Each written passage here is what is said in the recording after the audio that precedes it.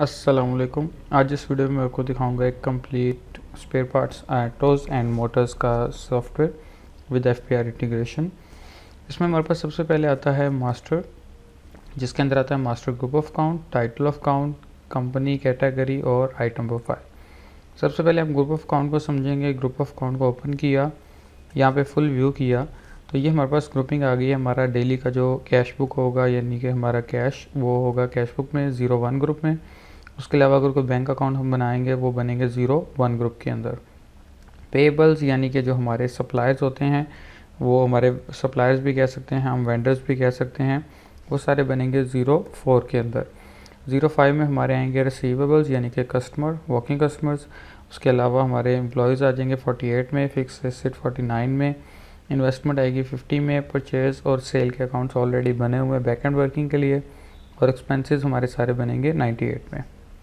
इन्हीं ग्रुपिंग्स को यूज़ करते हुए हम मास्टर में आएंगे और टाइटल ऑफ अकाउंट यानी कि सेकंड नंबर पे जो ऑप्शन है यहाँ से हम अपने पार्टीज़ बनाएंगे।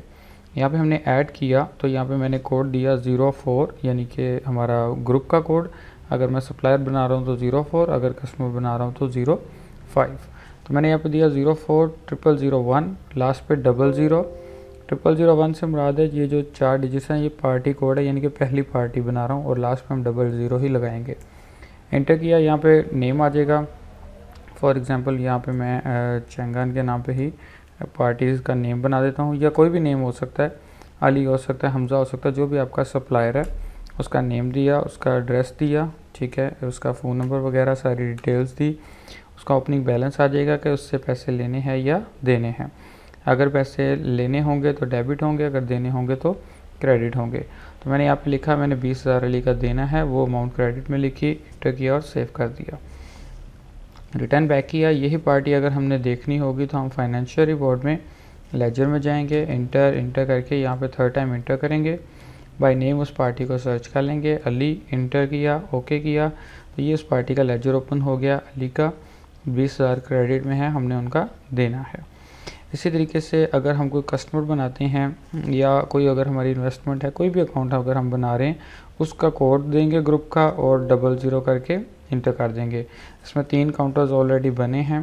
अगर कोई उधार कस्टमर बनाते हैं तो 05 में हमारे पास 5वां कोड खाली था, उस पर हम कस्टमर का नेम दे देंगे, एड्रेस, फ़ोन नंबर देंगे इंटर करके सारा, और यहाँ पे डेबिट में हम वो अमाउंट देंगे जो हमने उससे लेनी होगी, और इंटर करके सेव कर देंगे।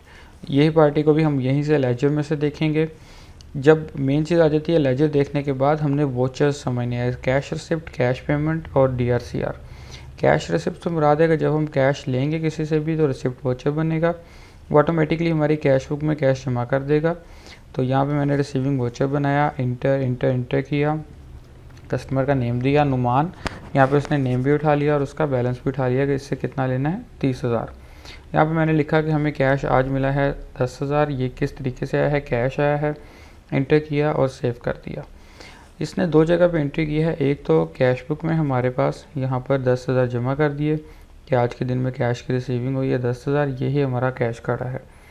और ये लेजर में से जो नुमान का लेजर था, मैंने लेजर ओपन किया तो उसने दिखाया कि 30 लेना था, आपने 10 ले लिया है, रिमेनिंग उसका 20 रह गया है लेने वाला।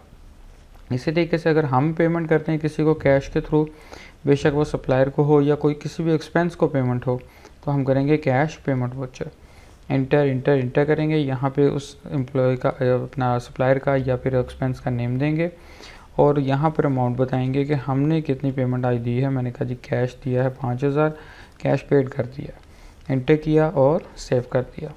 तो हमारी साइड से जब ये पेमेंट होगी तो हमारी कैश बुक में से 5,000 क्रेडिट हो गया और ये बैलेंस कैश के अंदर हमारा रिमेनिंग कैश 5,000 बच गया है। और यही कैश जो मैंने अली को पे किया है वो अली के लेजर के अंदर भी 20,000 जो देना था उसमें 5,000 जमा हो गया, 15,000 अली का रिमेनिंग रह गया। ये तो थी पार्टीज़ बनाना, सप्लायर्स और कस्टमर्स और उनसे कैश का लेन देन करना।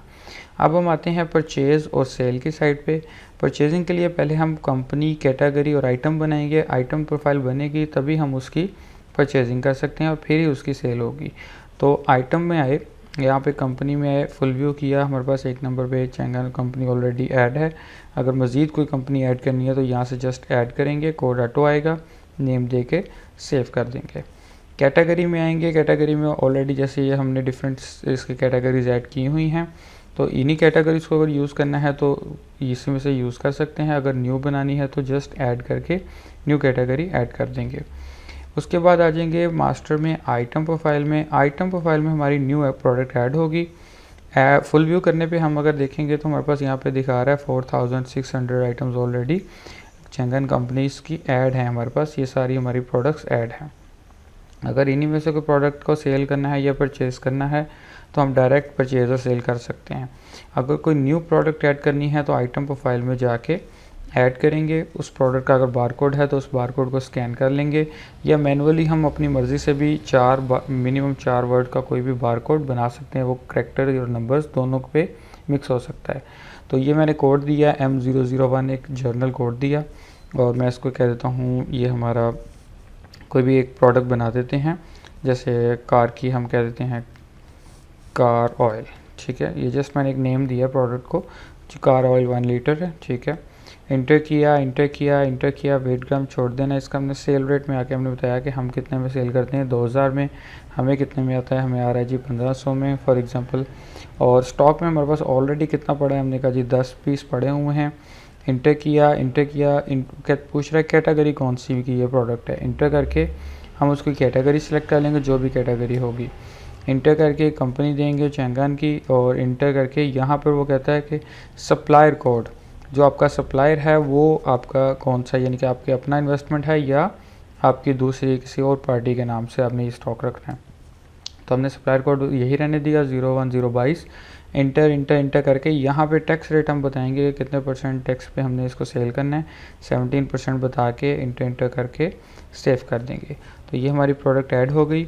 अब इसी प्रोडक्ट को जब हम स्टॉक में देखेंगे तो stock report, stock in hand में आए, इंटर किया तो ये हमारे पास यहाँ पे स्टॉक में 10 प्रोडक्ट्स आ गई कार ऑयल वाली, जो कि 15,000 की पड़ी हुई हैं। इसी को जब हमने FBR के थ्रू सेल करना है तो हमने यहाँ पे सेल काउंटर 1 ओपन करना है। FBR काउंटर ओपन हो जाएगा, इंटर करेंगे, यहाँ पे कस्टमर का नेम देंगे, उसका मोबाइल नंबर या उसका NTN नंबर यहाँ पे देंगे। उसके बाद कोड के अंदर हम उस प्रोडक्ट का कोड स्कैन कर लेंगे, या उसको बाय नेम भी सर्च कर सकते हैं। इंटर करके यहाँ पे मैंने ऑयल लिखा, कार ऑयल, या कार लिख के ऑयल लिख दिया, तो ये आ गया कार ऑयल। उसके बाद जितनी क्वांटिटी सेल करनी है वो क्वांटिटी बताएंगे, 1 है तो 1, 2 लिखेंगे तो 2 आ जाएगी, उसकी वैल्यू बनेगी। इंटर और सेव। इसमें ऑटोमेटिकली वो उसका GST निकाल लेगा, GST इंक्लूड करके टोटल बिल बना देगा।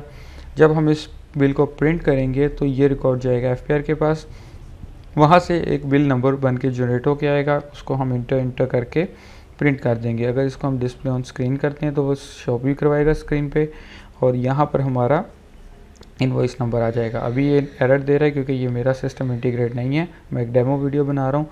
जो सिस्टम इंटीग्रेट होगा उसके यहाँ पे इनवॉइस नंबर आएगा प्रॉपर, तो इसको फिर हम यहाँ से प्रिंट आउट कर लेंगे और ये हमारा रिकॉर्ड हो जाएगा। उसके बाद ऐड न्यू कर देंगे एक दफ़ा ताकि काउंटर खाली हो जाए। रिटर्न बैक करेंगे, यूटिलिटी में जाके counter sale all bin data transfer to program करेंगे। यहाँ पे मैसेज आएगा कि क्लोज ऑल यूज़र्स, इसको यस करेंगे, मैसेज आएगा your data transfer to main programme.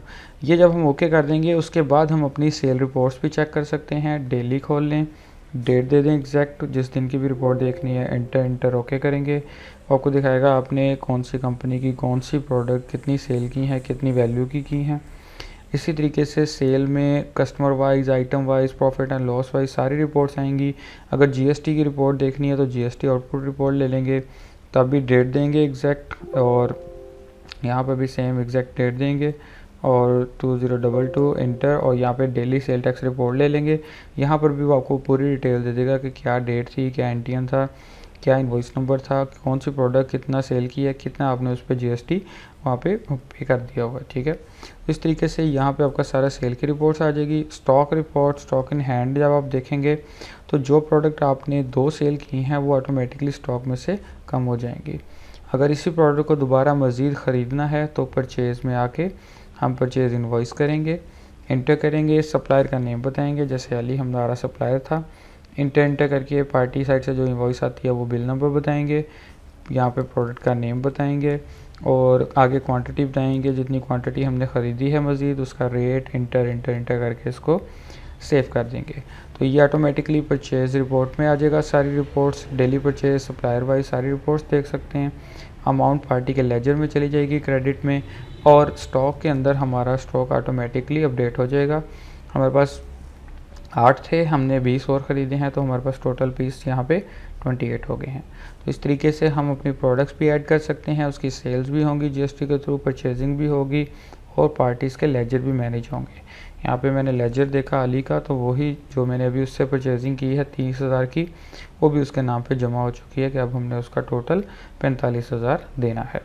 Counter की जो भी सेल होगी वो हम शाम में कैश रिसिप्ट कर लेंगे, यहाँ पे एंटर करके काउंटर 1 का नेम देंगे, और जो वहाँ पर सेल हुई होगी टोटल हमारी, वो यहाँ पे कैश के तौर पे रिसीव कर लेंगे।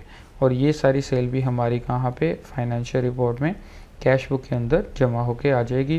टोटल हमारी ये कैश हमारे पास इन हैंड पड़ा हुआ है। इसके अंदर मज़ीद फिर हमारे पास ऑप्शन आ जाती हैं, री इंडेक्सिंग आती है, यूज़र राइट्स आ जाते हैं, बैकअप की ऑप्शन लगी है, बैकअप कर सकते हैं, इसमें daily day by day backup बनेगा। डिलीट फीचर है, यानी कि अगर कोई एंट्री अगर हमने बाय मिस्टेक कर दी है, हम उसको अगर डिलीट करना चाहते हैं तो हम वो भी कर सकते हैं। जैसे मैं एग्जांपल के तौर पे अली को यहाँ पे एक 2000 की पेमेंट कर रहा हूँ, ये मैंने एंट्री सेव कर दी। अगर मैं कहता हूँ ये एंट्री मैंने गलत की है, ये पार्टी की एंट्री हो या कोई भी स्टॉक की एंट्री हो, तो आपने उस पार्टी का लेजर खोलना है या फिर उस प्रोडक्ट का आइटम लेजर स्टॉक में से यहाँ से लेजर खोल लेना है। वहाँ पे आपके पास उस एंट्री के अगेंस्ट 3 चीज़ें आएंगी, एक उसकी डेट आएगी, एक उसका वोचर नंबर आएगा और उसकी टाइप आएगी। आपने डेट नोट करनी है, वोचर नंबर और टाइप नोट करनी है। ये 2000 वाली अमाउंट जो है 2C वोचर है 24 तारीख का। तो डिलीट में आके आपने उसका नंबर देना है 2, डेट है 24/6/2022 और टाइप थी C। तीनों चीज़ें देके जब आप इंटर करेंगे वो एग्जैक्ट वो वोचर उठा लेगा। आप टैब से आगे ला के उसको वेरीफाई भी कर सकते हैं। बस कॉर्नर पे एस्केप बटन दबाएंगे तो ये राइट साइड पे आपको मैसेज दे रहा है deleting around 2000, how you sure you want to delete. हम इंटर करके इसको येस कर देंगे। अब जब आप अली का लेजर दोबारा चेक करेंगे तो वो जो 2000 की एंट्री थी यहाँ से ख़त्म हो चुकी है। ऐसे ही परचेजिंग की एंट्री, कैश पेमेंट की, ओपनिंग की कोई भी एंट्री डिलीट करनी है, उसका वोचर, टाइप और डेट देख के हम उसको डिलीट कर सकते हैं। इसके अलावा कोई भी क्वेश्चन हो तो आप दिए गए नंबर्स पर रब्ता कर सकते हैं। शुक्रिया।